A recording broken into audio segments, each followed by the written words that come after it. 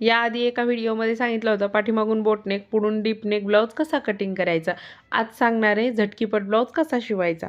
त्यासाठी इथं सर्वप्रथम घेतली आहे स्लीव्ज घेतली. स्लीव्जला एका साईडनं टिप मारून घेतली आहे. त्यानंतर स्लीव्ज फोल्ड करून दुसऱ्याही साईडनं टिप मारून अस्तर व्यवस्थित असं अटॅच करून घ्यायचं. एक्स्ट्राचं जेवढं पण कापड होतं ते सगळं कापड इथं आपण कटिंग केलं आहे, दोन्हीही स्लीव्ज कट करून. नंतर घेतला आहे पुढचा भाग. पुढच्या भागाचा गळा इथं पलटी करते, त्यासाठी गळा एक टिप देऊन पलटी करून घेतला. परत राहिलेल्या भागाला सगळीकडे टिप मारून अस्तर अटॅच करून घेतलं. एक्स्ट्राचं फॅब्रिक कट केलं. दुसऱ्या भागालाही सेम तसंच केलं. नंतर 4 टक्स ब्लाऊज होता, सगळीकडून टक्स मारून घेतले आणि खालची क्रॉसपट्टी जी आहे तर ती जोडून घेतली. पाठीमागच्या भागाची डिझाईन शेअर केलेली आहे, ती जाऊन नक्कीच पहा. पाठीमागचा भाग कसा बनवायचा हे तिथं मी सांगितलेलं आहे.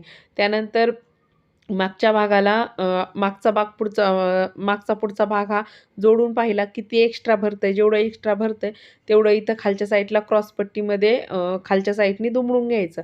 ते झालं. नंतर भाग सुईचा करून त्यावरती एक फोल्ड खालच्या साईडला क्रॉसपट्टीला टिप दिली. नंतर लूकपट्टी लावली, लूक बनवून घेतले. नंतर हुकपट्टी लावली, हुकाची मार्किंग करून घेतली. लगेच शोल्डर जोडून घेतलं. शोल्डर जोडून झालं, लगेच बाही अटॅच केली. बाहेरच्या साईडने एक टिप मारली, आतल्या साईडने टिप मारली आणि फिटिंग करून घेतली. फिटिंगला 3 किंवा 4 टिपा देऊ शकता. 3-4 टिपा दिल्या, जशी पद्धत असेल तुमची त्याप्रमाणे करू शकता.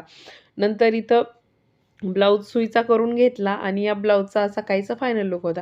आता फक्त याला आपण इथं 1-2 शो बटन आणि हुक लावायचे राहिले आहेत, ते मी नंतर लावेल. पण ब्लाऊज कसा वाटला तुम्ही नक्कीच कमेंट करून सांगा. आवडला असेल तर लाईक, शेअर, सबस्क्राईब